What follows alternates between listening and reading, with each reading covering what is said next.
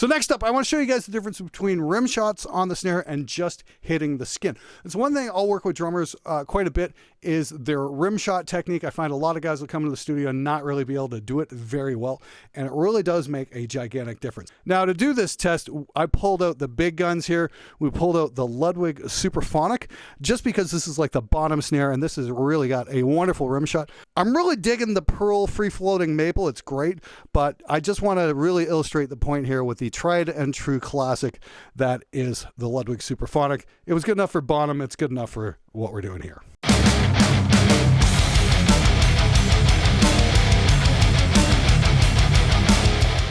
Hey everybody, how's it going? Welcome back to another episode of the How to Record Heavy Drums series. This is my companion series to the one I started way back in like 2015.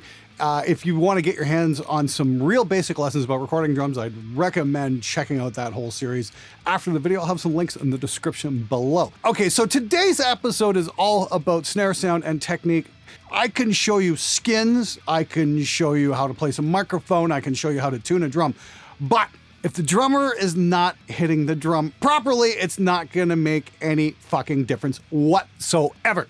Now, I was after a very particular snare sound for years and years and years. I was never quite getting it and I was never happy about it. And then one day I had a band come in and the drummer was playing on my rather cheap pork pie big black brass snare. And I'm like, what the hell is going on here? That sound is amazing. What's happening?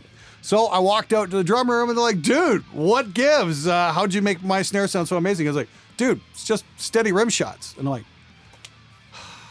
that's the sound I've been after for ages and ages and ages. Couple that with Jackson Ward showing up several years later with a Ludwig Superphonic, and I'm like, oh, there's the snare sound.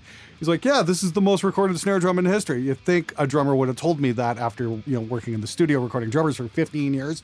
But then again, that would have been helpful, and we all know that drummers are anything but.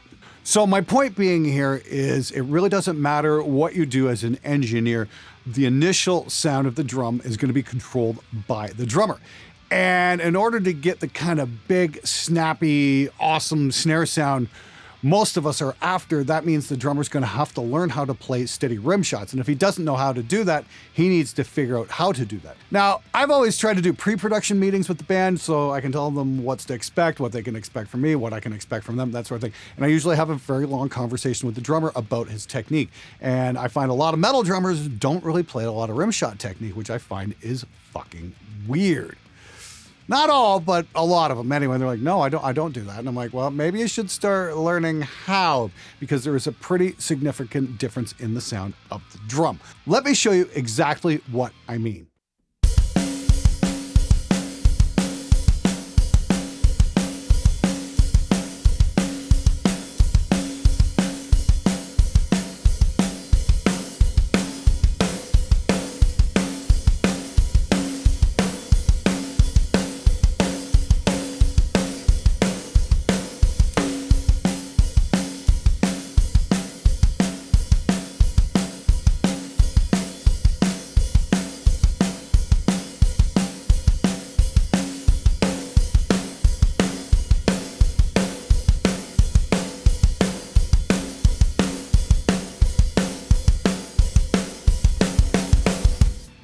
Okay, just in a simple beat, that's pretty damn significant.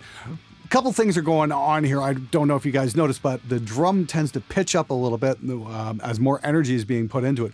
The drum is going to be louder as well, which means we can turn the snare mic down just a little bit, which means we're going to get less hi-hat bleed into the snare mic.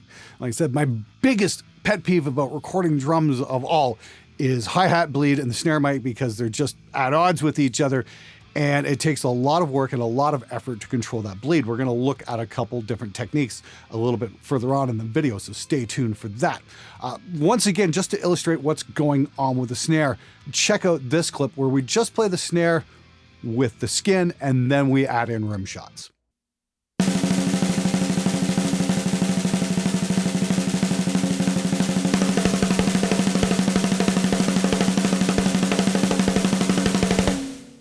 Now, I really dig the rimshot sound. That's what I'm going for. It's got that kind of attacky gunshot thing going on, and I absolutely love that sound. I've been after it for years, finally getting it now. It just turns out you got to scream at the drummers a little bit more often than you normally would to get that result. Fortunately, Cam can come in and nail it and get me exactly what I'm looking for, so that's really cool. Now, your mileage may vary. I know there's going to be a lot of you guys out there saying, well, I really like the sound of it just on the skin. And if you like, flat, boring drum sounds, okay, be my guest. Enjoy putting samples all over everything. But if you want to capture something awesome, explosive, and inspired, have your drummer start to play rim shots. Now, as for hat bleed, I find a lot of it can be controlled just by the drummer and the technique he uses. I find a lot of drummers will beat the ever-living shit out of the hi-hats and be a little too weak on the snare and just hit the skin. And then therefore you got to turn the gain up on the mic and then you get more bleed into it. Then it just becomes a great big nightmare to deal with that shit and you wind up replacing everything with samples and congratulations, you now have modern metal. Now for this particular demo, we're using the Lawton LS208 as a snare mic. We're also using it on the toms. Fantastic mic. The off-axis rejection is pretty good, but I think the techniques here still hold true. A lot of times I'm finding I'm screaming at drummers to close their hats up a little bit so they're not so overbearingly loud. Just controlling it that way and then maybe easing up on how hard the hats are hit is going to have a gigantic impact on the overall drum sound. All right, so the next couple clips here, what I'm gonna do is I'm gonna show you guys the difference between having open hi-hats and hitting the snare with just the skin versus closing the hats up and hitting with a rim shot. Check this out.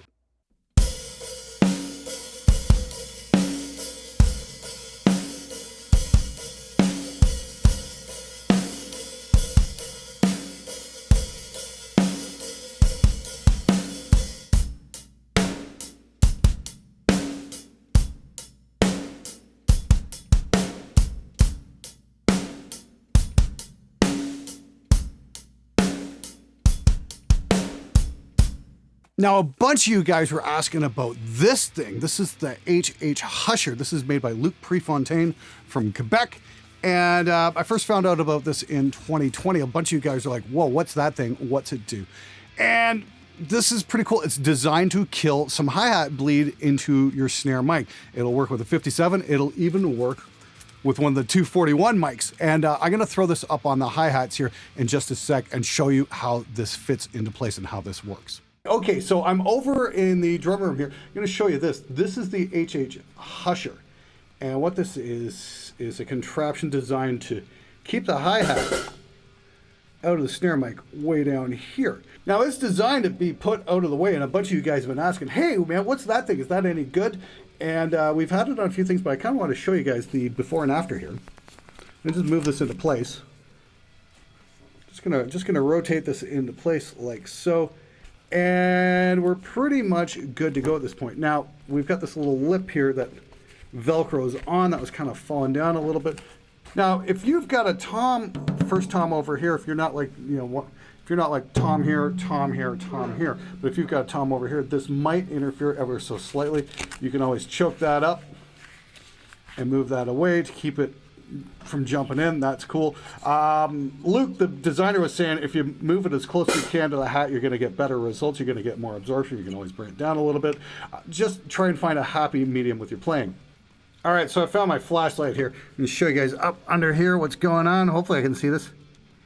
And there's a little flap here that we can run the microphone through, and it's big enough to actually get this giant Lawton mic through, so that's actually pretty cool. So I'm going to set that up right now so you guys can get a good idea of what we had set up for Cam's demo that we're going to roll for you in a couple seconds. So now I've got the Husher set up so it's actually running through the hole here, and it's just to kind of get the cable through and whatnot. This mic is actually long enough so it'll get over the rim. We can move it back a little bit if we want. Honestly, from last week's test, when we did the close mics versus backed off a bit, I gotta admit, I kind of like the sound of this mic a little bit closer up on the snare. That worked out pretty well. So in this case, though, we're gonna kind of get maximum bleed protection from this thing because, drummer's gonna be hitting about here, and we've got to go through this layer and this layer before it finally gets to the snare mic. That is, that's a lot of cloth. But of course, the big question is, does it actually do anything? Let's roll the clips. Let me show you a bit of before and after and see how this works. Now, I got to say, I was really interested with this thing. I remember seeing a contraption similar to this over at Cameron Webb's studio. He did like the last 6 Motorhead records. And he had this little thing sitting over his 57. I'm like, does that make any kind of difference? And he's like, just enough. And I think we get some pretty interesting results with the HH Husher. It's a little bit bigger. It's a little bit better designed to fit around your hi-hat and still not interfere with the drummer, which is really cool. I mean, like, some guys will probably whine and bitch just a little bit, but honestly, I think it keeps out of the way well enough to be of value, and it's definitely going to make your mixing job a lot easier. So for this next clip, we're gonna have Cam play the same beat twice with the Husher in place and not in place, so you guys can hear exactly what's going on.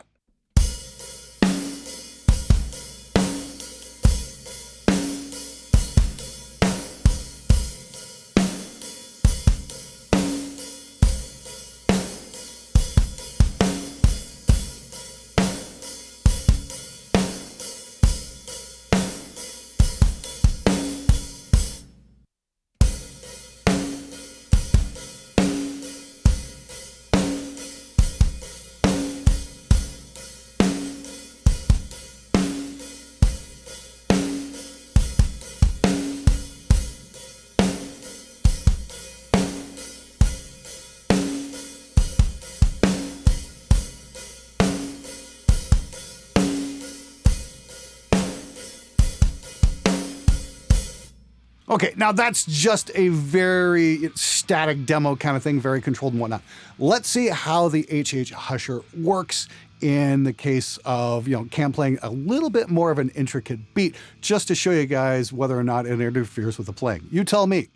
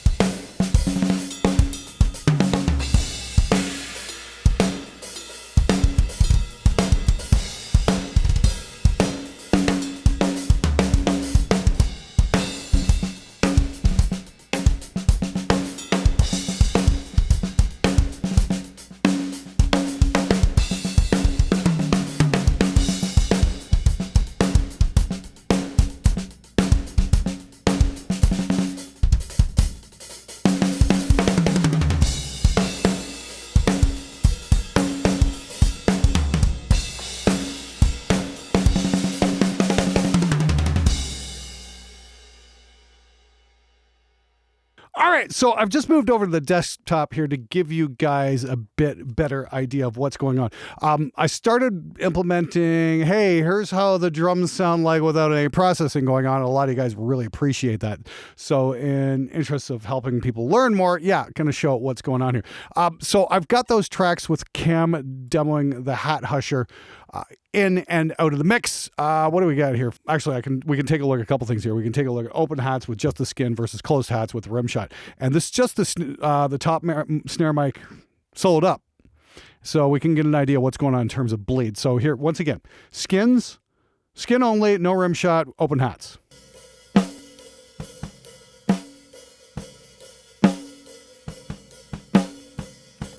Now here's closed with rim shots.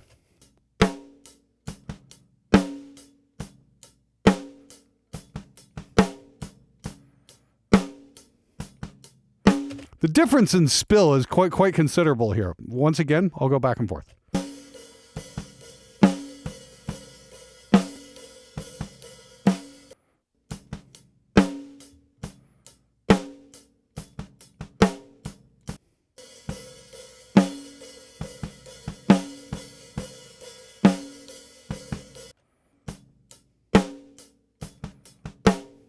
The snare is louder, the hi-hat's quieter, which is exactly what we want to go for.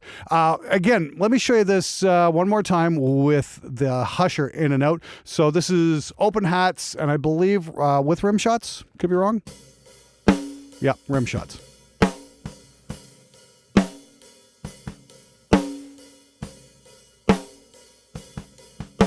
Now let's throw the Husher in. Take a listen to this. This is pretty wild.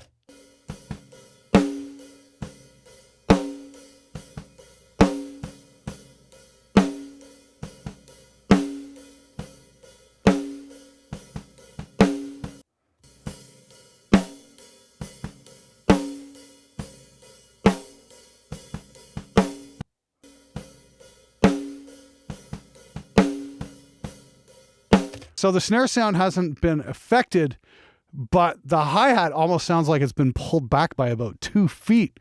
Crazy. It's not completely blotting it out. I mean, like if I get it up a little closer to the hat, Luke was saying, get it up a little closer until it's just about touching the hi-hat. That'll work even better. So I'm not going to doubt that, but just the amount of bleed it's killing here. One more time, we'll go from no husher to having it in.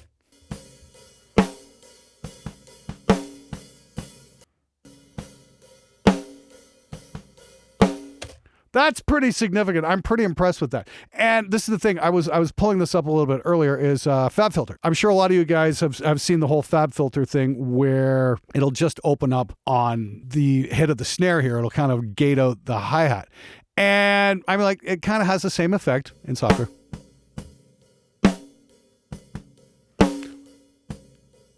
But you notice it's popping up when the kick is hitting too. Same thing here.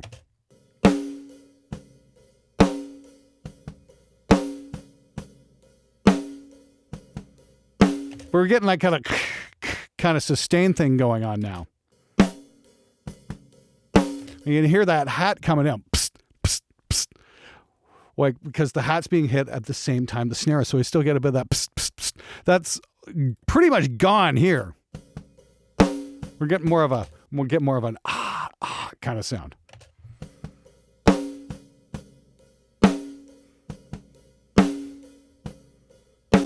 Now, there are many, many, many ways in software to treat hi-hat bleed, and I'm going to show you guys a few. We'll take a look at the AX multiband gate. That's really good. The Fab Filter one works really well. The Slate virtual mix rack is phenomenal as well. Like this guy here on the classic strip, like the transient, whatever the fuck this thing is, it's just great. Like, we go back and forth here. We'll show it with the without the husher.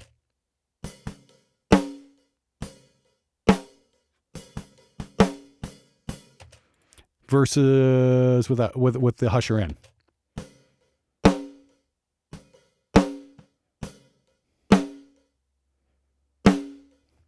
That's pretty cool. Now, I've got that set way down there so I can catch a lot of the ghost notes in the upcoming beat. So unfortunately, it's going to open up on the kick hits. There's another way to deal with that, and we're going to use a trigger to sidechain the gate. So the trigger will be placed on the snare. The sound from the trigger will actually open up the snare mic and just open up for that. So we'll be able to capture all those ghost notes and hopefully avoid kick noise, that kind of thing. That's going to be kind of a dedicated episode all to itself because it's really important we check that out. I haven't had a good working set of triggers in years. I bought a whole set of D-drum ones, but they kept falling to pieces. And Roland was kind enough to send me a set. So I really want to take a look at that. So make sure you stay tuned for an episode on that because I can't wait to explain to you how I go to do it. So once again, mix-wise though, hi-hat husher versus no hi-hat husher. Take a listen. That's pretty wicked there. That's no husher. That's still pretty good. But let's turn off the gates here on the snare top mic. Listen to how much hi-hat bleed we're dealing with and we have to take out with software versus when we have the husher in place.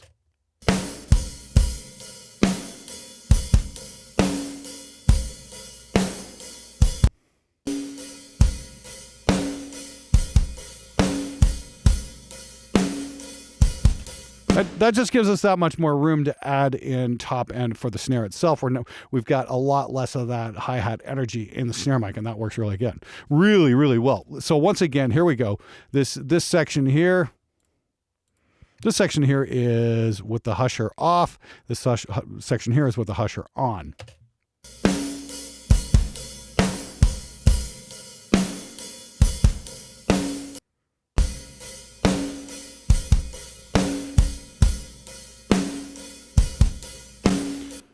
So it just darkens it up that much more, gets it a little bit more under control, and just makes things work a whole lot better. So if your drummer's not going to whine about it and can actually get into the idea of having this thing on his hi-hat, it might go a long way. I'll have some links for the husher in the description below. Just want to give a great big thanks to Luke Prefontaine for sending that to me to check out. I think it's really cool, and I am going to be using it in the future. Once again, on a mix, pretty damn cool. That's with This is with no gating on the top snare mic. This just works.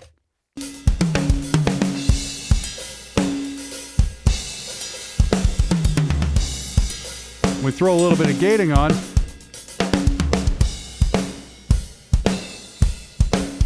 You can just hear the hi-hat pull to the one side. That's pretty cool.